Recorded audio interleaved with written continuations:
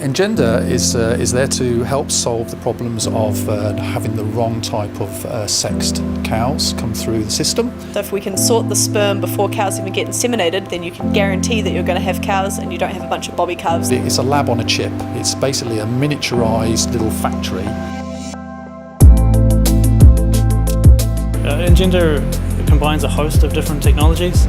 Microfluidics, lasers, high-speed electronics, very precise sensors and actuators. Part of my job is trying to combine all of those things together onto one system and make sure they all work together. So the part I do is making the actual microfluidic devices where the actual sperm sorting happens. They get nicely focused so that they're coming right down the centre of the channel, and then lasers can come in through the sidewalls and interact with them in different ways, check whether they're male or female, and then sort them into the appropriate output, like a sheep gate for sorting stock, but on the scale of a human hair.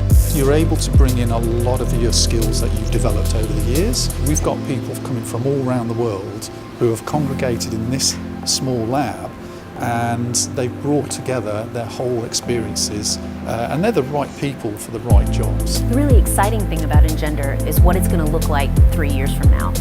We're building a company that will manufacture and sell sperm sorting devices that will go all over the world.